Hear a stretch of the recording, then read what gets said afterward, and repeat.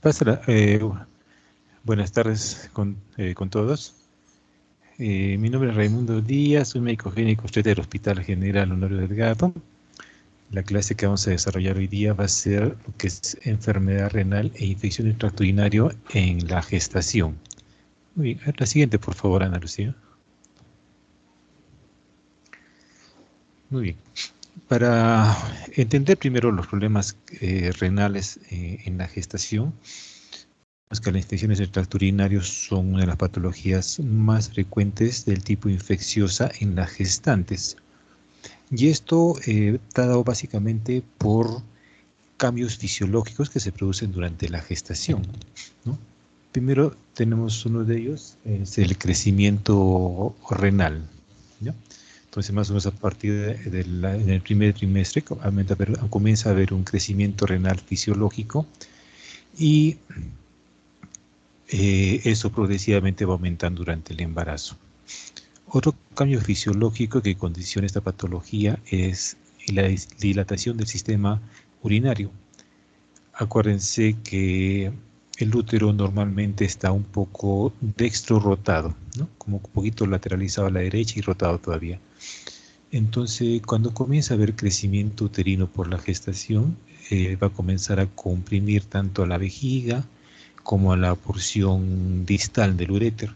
Entonces, esta compresión extrínseca va a ocasionar que haya una dilatación del sistema urinario, un predominio del uréter derecho, ¿no? Más desde por la misma posición del útero que está dextrorotado. Y también se ve influenciado por la progesterona que se produce en mayor cantidad durante el embarazo. Acuérdense que la progesterona, aparte de sus funciones inmunológicas, reguladoras del ciclo menstrual, también durante el embarazo lo que hace es actuar a nivel de la musculatura lisa de toda la economía. Tanto así, por ejemplo, hay músculo liso en los uréteres, en los vasos, en el tracto digestivo. Entonces, la progesterona se encarga de inhibir o de bloquear la contracción muscular a esos niveles. Entonces, eso va a hacer que, sumado al crecimiento uterino que bloquea la porción distal del uréter, la progesterona va a aumentar aún más esa hidronefrosis fisiológica, predominio derecho. Y esto también lo podemos ver en otros sistemas, porque la gestante cursa con problemas de disminución en el vaciamiento gástrico, dispepsia, reflujo gastroesofágico, estreñimiento, distensión abdominal, todo eso por la influencia de la progesterona a nivel de la musculatura lisa. ¿Ya? Ahora también tenemos el reflujo vésico ureteral, ¿no? El crecimiento del útero y compresión posterior de la vejiga va a comprimir también la vejiga y esto va a ocasionar un reflujo de la vejiga hacia el uréter, ¿no? Y también otro cambio que se produce es un aumento de la tasa de filtración glomerular, ¿no? Acuérdense, durante el embarazo hay un aumento de la tasa de filtración glomerular y eso se manifiesta en una disminución en la concentración de la urea y creatinina, que normalmente el embarazo no debe sobrepasar de 0.9 miligramos por ciento si hablamos de la creatinina, ¿no? El valor que más usamos. Si hubiera algún aumento de esta creatinina, no estamos ya pensando en que hay algún nivel renal. Cuando hay esa dilatación del sistema ureteral, esto es lo que nos condiciona a que la paciente haga una infección de tracto urinario alta, ¿no? Hay proliferación bacteriana que llega desde la parte distal de la uretra, invade la vejiga y por el reflujo y la hidronefrosis llega al riñón. Entonces esto nos condiciona que la paciente pueda llevar a una pielonefritis, ¿no? A ver el siguiente, por favor. Otro cambio fisiológico durante la gestación. Normalmente nosotros cuando hacemos un sedimento urinario, lo único diferente que encontramos a una paciente no gestante es la presencia de glucosuria, ¿ya? Generalmente El valor que ya se ha estandarizado es que máximo debe llegar a 300 miligramos en orina de 24 horas de presencia, no, de proteinuria. Primero, un ratito, hablamos de la glucosuria. O sea, la glucosuria ocasionalmente puede aparecer, ¿ya? No es algo que debe aparecer en todas las tomas de muestra de orina. Y si hablamos de la proteinuria, el límite permitido en una paciente gestante son 300 miligramos en 24 horas. Si sobrepasa este valor, o sea, debemos estar pensando que nuestra paciente puede estar haciendo un trastorno hipertensivo del embarazo, ¿ya? Y eso lo podemos ver en orina de 24 horas y también lo podemos medir a través de cintas reactivas, ¿no? Que miden el pH de la orina. No debería aparecer. Las cintas reactivas generalmente nos dan valores, comparándolo con una tabla, valores en cruces, ¿no? Entonces, una cruz ya nos indica que hay 30 miligramos en esa orina de ese momento. Entonces, no debe haber ningún cambio en la coloración de las cintas reactivas, ya que si aparece algún cambio ya nos está indicando que hay presencia de proteinuria. En la siguiente, por favor.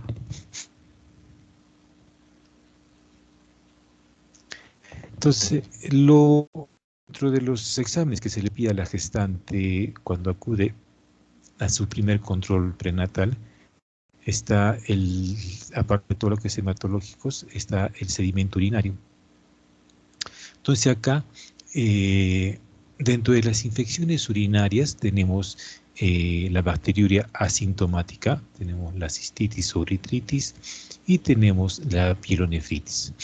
Entonces, la más frecuente de ellas es la bacteriuria asintomática. ¿Esto qué quiere decir? Que en una muestra de orina de una paciente gestante encontramos bacterias, pero la paciente no refiere ninguna molestia, ¿no? No refiere disuria, no refiere poliaquiuria, no pujo ni tenesmo vesical, pero hay presencia de bacterias. Entonces, inclusive esas bacterias pueden llegar a formar hasta más de 100.000 unidades formadoras de colonias. Damos un urocultivo, ¿no? Entonces, una bacteriuria asintomática, si no es tratada adecuadamente, la paciente la puede llevar a una cistitis y posteriormente a una pielonefritis, ¿no? La mayoría de las infecciones urinarias son de origen ascendente. Ahora, dentro de las bacterias que más producen una infección urinaria es la conocida, la Escherichia coli, casi en el 90% de los casos.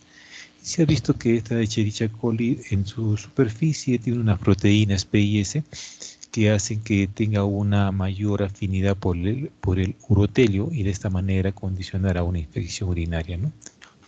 Ahora, por ejemplo, durante el puerperio, la paciente puede presentar infección urinaria, pero más porque el traumatismo que produce la cabeza durante el trabajo de parto contra la vejiga, como que le crea un estado de sensibilización. Entonces a veces las pacientes al quedar desensibilizadas no pueden darse cuenta cuando quieren miccionar y esto condiciona que haya retención urinaria. Y donde hay retención urinaria todavía que la vejiga toda está prácticamente contigua a la uretra, va a condicionar una cistitis, ¿no? Pero es por una disminución en de la sensibilidad del llenado vesical. ¿Ya? Y no esto ahora, no todas las infecciones urinarias también pueden ser, no solo son por Escherichia coli, ¿no?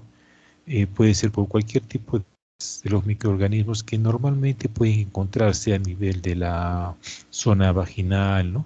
Dentro de ellos, por ejemplo, tenemos Gardnerella en caso de vaginosis, se encuentra también tricomona, causantes de infección urinaria, los peptostreptococos, estreptococos, pero la mayoría de las infecciones urinarias son el 90% por Escherichia coli. La siguiente, por favor. Entonces, la bacteriuria asintomática es la presencia de bacterias en un sedimento urinario, pero la paciente cursa asintomática. Más o menos el 2 al 7% de las se presenta en el total de gestantes y se ha relacionado que está más frecuentemente presente en pacientes afroamericanas y las que tienen un nivel socioeconómico bajo y también las que han tenido varios partos y también en las diabéticas, ¿no? Entonces, si nosotros hacemos un urocultivo, vamos a encontrar mayor a 100.000 microorganismos por mililitro, y eso nos va a llevar a mayor de 100.000 unidades formadoras de colonias. Y por lo tanto debe ser tratada la bacteriuria sintomática. Inclusive se dice que no necesariamente tiene que haber a mayor de 100.000 unidades formadoras de colonias. Si presentara solo 20.000 unidades formadoras de colonias, también debe recibir tratamiento la paciente, ¿no? Sintomática no tratada o que se repiten varias veces durante el embarazo se ha relacionado con la presencia de bajo peso, partos prematuros, enfermedad hipertensiva en embarazo y anemia, ¿ya? Ahora, el tratamiento de la bacteriuria sintomática, generalmente, como no hay una sintomatología generalizada con fiebre, malestar general, dolor lumbar, está dirigido a un tratamiento por vía oral, ¿no? Dentro de los que más usamos para el tratamiento tenemos la amoxicilina y la nitrofurantoína, ¿ya? Y también hay tratamientos de monodosis y tratamientos de 3 días, de tratamiento, y también tratamientos por 7 días. No se recomienda mucho el tratamiento en monodosis, ya que hay mucha recidiva. Entonces tenemos que dar tratamiento mínimo de 3 o también puede ser de 7 días, básicamente con amoxicilina y nitrofurantoína. Ahora, si nuestra paciente presenta varios episodios de bacteriuria sintomática durante la gestación, lo que podemos darles es un tratamiento supresor, o sea, un tratamiento que actúe como profiláctico para una infección urinaria. Dentro del antibiótico más usado para el tratamiento de supresor de la bacteriuria sintomática, tenemos la nitrofurantoína. Y el tratamiento supresor está dado más con dosis de 100 miligramos, pero solo por la noche, ¿no? La idea es que el antibiótico, al ser ingerido y eliminado a través de la orina, se quede tiempo en la vejiga, ¿no? Y de esa manera es donde va a actuar. Ahora, algunos hablan que puede haber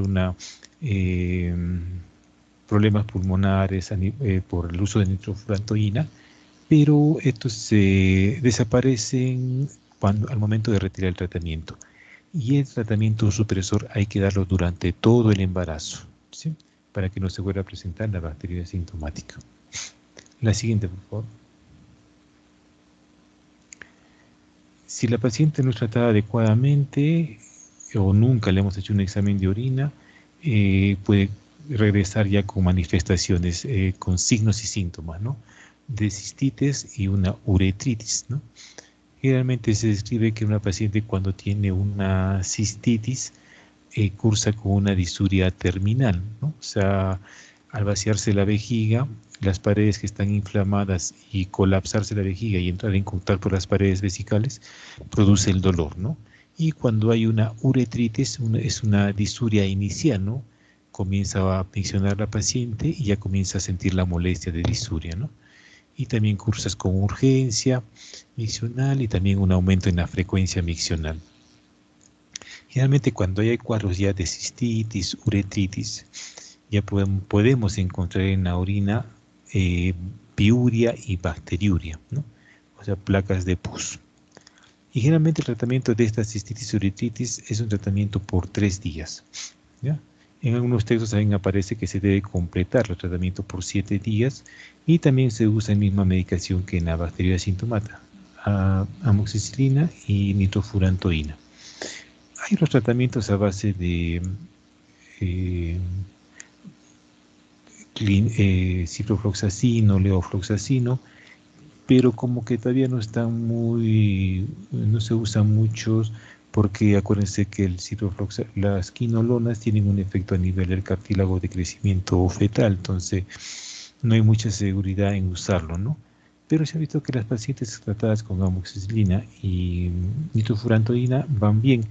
Inclusive se les puede asociar amoxicilina más ácido clavulánico, que es un antibeta-lactamasa, para que haya un buen efecto, ¿no?, del tratamiento, y la amoxicilina no se destruya rápidamente.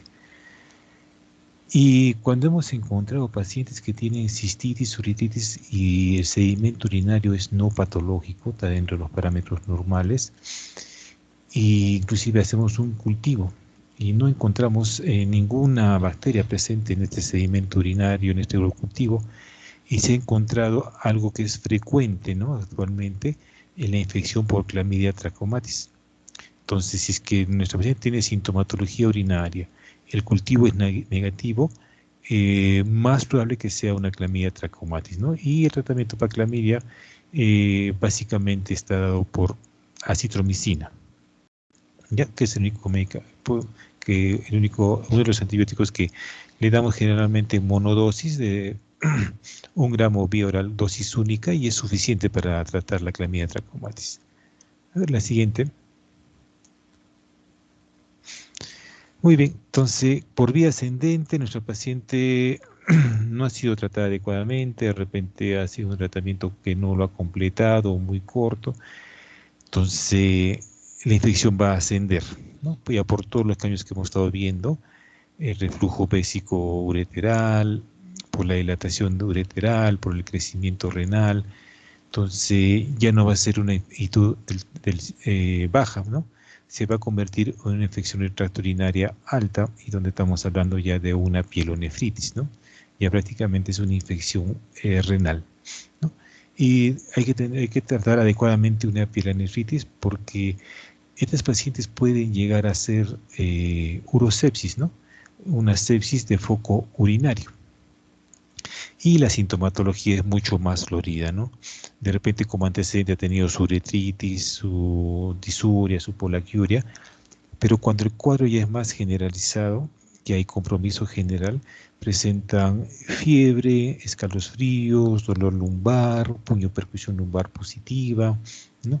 En el examen de sedimento urinario encontramos leucocituria, bacteriuria, hasta en algunos casos podemos llegar a encontrar hematuria, ¿ya? Entonces, cuando una gestante cursa con una pielonefritis, con un cuadro ya generalizado, el manejo es hospitalario, ¿ya? No se puede ir a la casa para manejar una pielonefritis. Y se ha visto que una buena hidratación mejora el cuadro.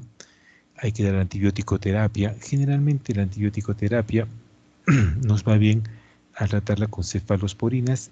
Cefazolina, ceftriaxona nos sirve como de tercera generación, y también gentamicina, ¿no? Un aminoglucósido.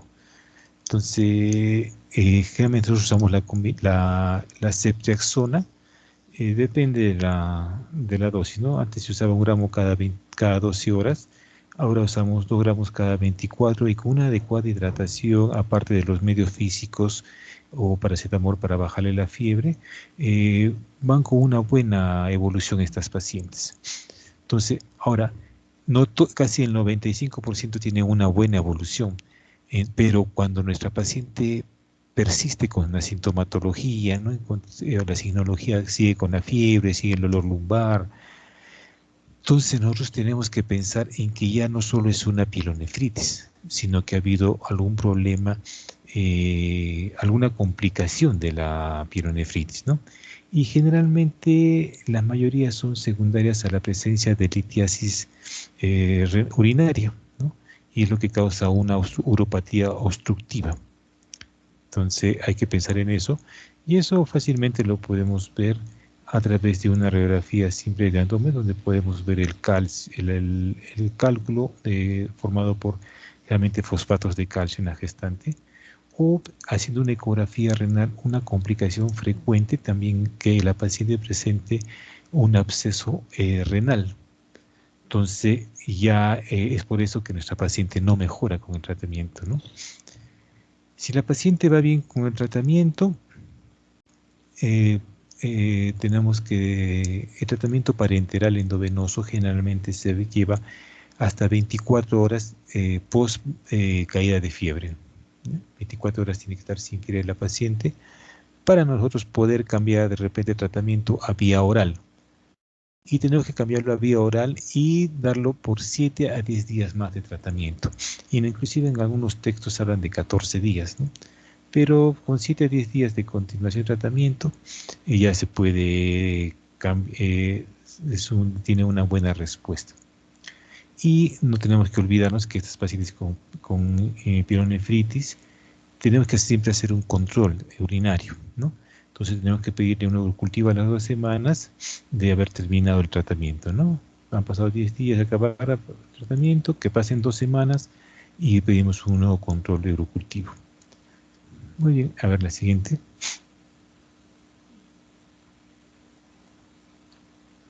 Ahora, ya lo que hemos hablado sobre lo que es infección urinaria como una patología más frecuente, ahora vamos a hablar sobre la enfermedad renal, ¿no? O sea, en sí, ¿qué otras patologías pueden afectar a la parte renal? ¿No? Dentro de ellas tenemos la uropatía por reflujo, ¿no? Entonces, en los casos que tenga un problema obstructivo urinario, condiciona que la paciente pueda tener infecciones urinarias constantes y esto va a afectar la arquitectura renal y puede llevar a una insuficiencia renal, ¿no? Y eso condicionado porque cada infección urinaria produce como una cicatrización a nivel del riñón, ¿no? Y eso puede llevar a una insuficiencia renal. Ahora, si hablamos de la nefrolitiasis, como ya les mencioné, los cálculos más frecuentes durante el embarazo son los de fosfato de calcio y también podemos encontrar la hidroxiapatita. Y si nuestra paciente presenta estos cálculos renales, generalmente no se recomienda hacer litotripsia por la gestación misma, ¿no? Ahora, pacientes que han tenido trasplante renal, ¿no? Generalmente las pacientes que, bueno, previamente a su embarazo han donado un riñón y son monorrenas ahora, tienen mayor riesgo de desarrollar enfermedad hipertensiva del embarazo, preeclampsia, ¿no? Y las pacientes que han recibido un trasplante renal, realmente no hacen mucho problema hipertensivo. Más hacen las pacientes que han donado el riñón, ¿no?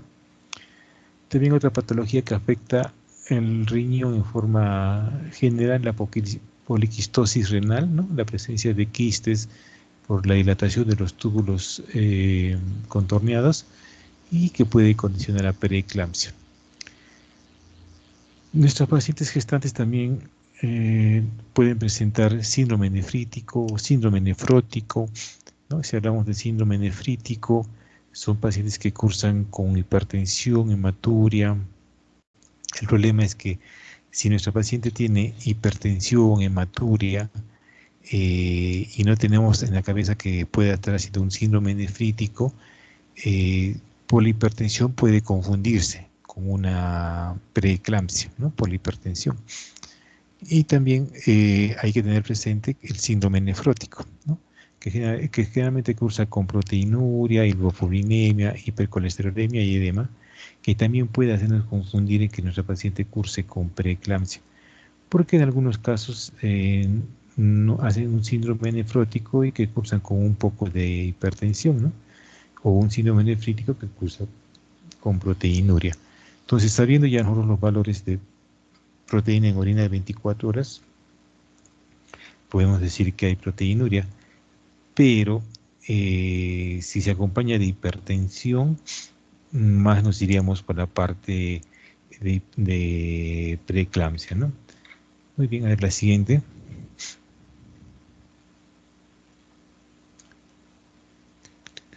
Muy bien, es lo que les he tratado de resumir porque lo que es bastante largo es lo que es enfermedad renal en el embarazo. Pero yo creo que, como le digo siempre a mis alumnos de rotación, ¿no? Cualquier patología médico-quirúrgica puede comprometer el embarazo. Entonces, siempre tener presente que hay patologías exclusivas del embarazo y hay patologías que pueden complicar el embarazo también. Muy bien, ¿alguna pregunta?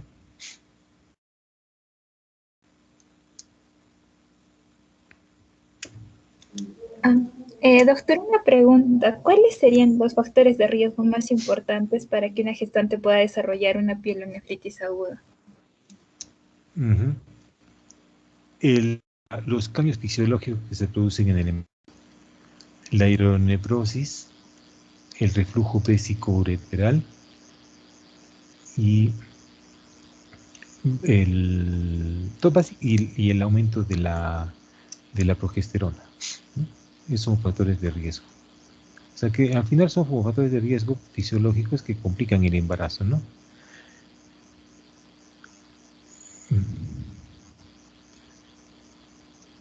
Doctor, Pues disculpe, sí, ¿cuáles son los valores para catalogar a una paciente con una glucosuria normal?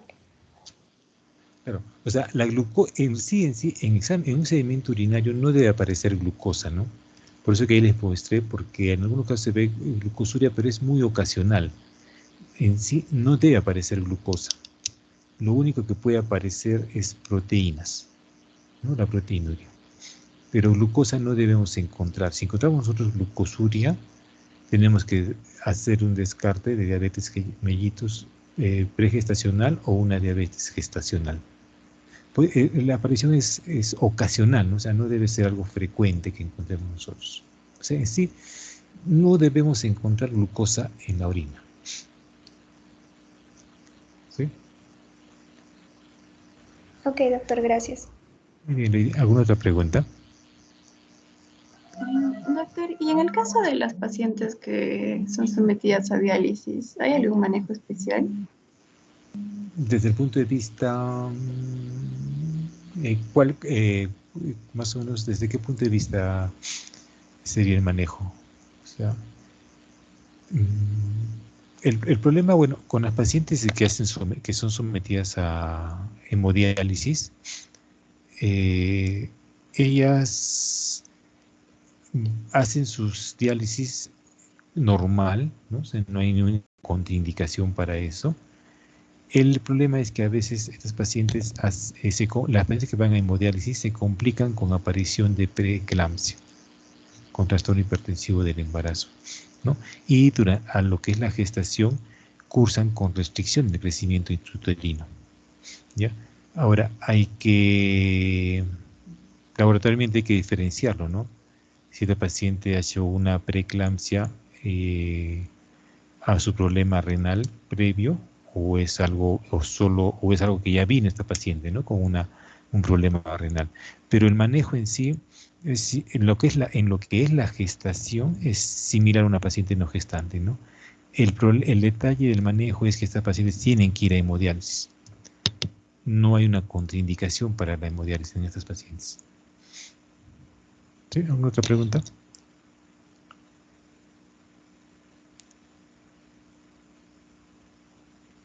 Entonces, básicamente lo que tenemos que diferenciar nosotros son tres diagnósticos. Bacteriuria sintomática, presencia de bacterias pero sin sintomatología, la cistitis o uretritis que ya cursa con sintomatología urinaria, y la pielonefritis, que es un cuadro ya generalizado, ¿no? Prácticamente ya es una sepsis, con la sintomatología generalizada, ¿no? De fiebre, malestar general. Hemos tenido pacientes que han hecho sepsis de foco urinario y con todo, ¿no? O sea, eh, con fiebre o hipotermia, había con leucopenia, normalmente puede haber leucopenia o leucocitosis, la frecuencia respiratoria aumentada, la taquicardia. Entonces, el manejo de una paciente que presenta sepsis de foco urinario gestante no es una indicación para terminar el embarazo, ¿no? Hay que darle tratamiento y si hay buena resolución, continúa el embarazo. Si hay una complicación, bueno, tenemos que terminar el embarazo, ¿no? Es como el COVID ahora, ¿no? Si la paciente con COVID tiene un buen manejo y el feto está en buenas condiciones y está ya prematuro, se continúa el embarazo.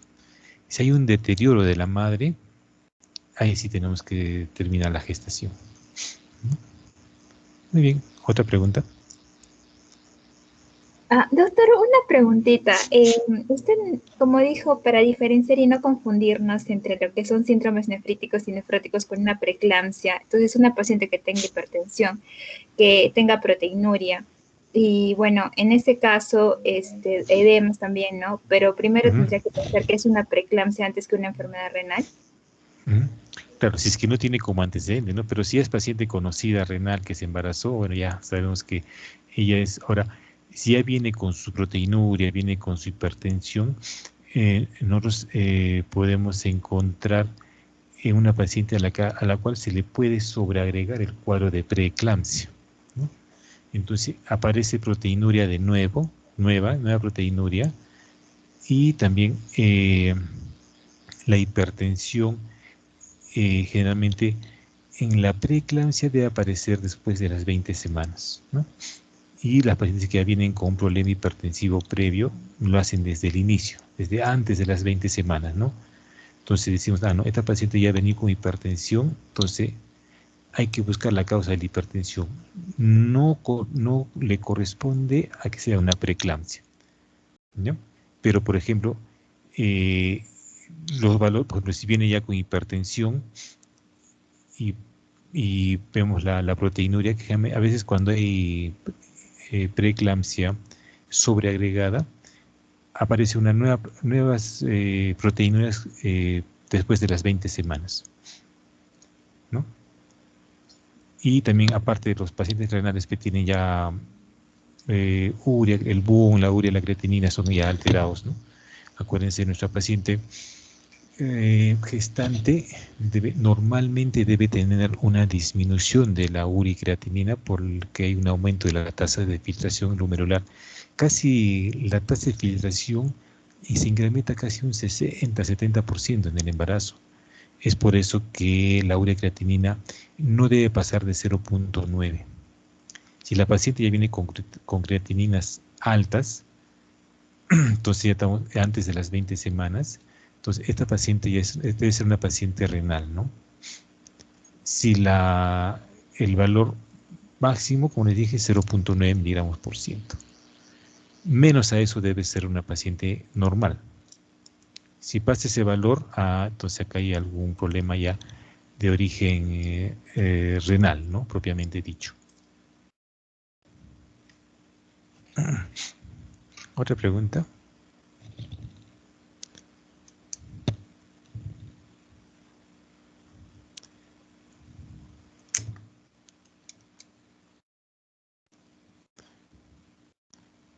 Entonces no se olviden de los pacientes que tienen el tratamiento, porque van a encontrar ustedes, ¿no?, en algunos textos que hablan sobre dosis unitaria de un fármaco que comercialmente se llama el Monurol. Es un medicamento para uso durante la gestación como dosis unitaria, pero estos van mejor en pacientes no gestantes. Para pacientes gestantes es mejor darles tratamientos de 3 o de 7 días. ¿Ya?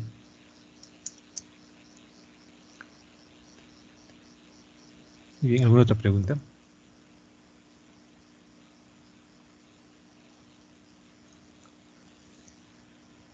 Muy bien, si está claro, entonces hemos acabado rápido. Pensé que me iba a demorar más.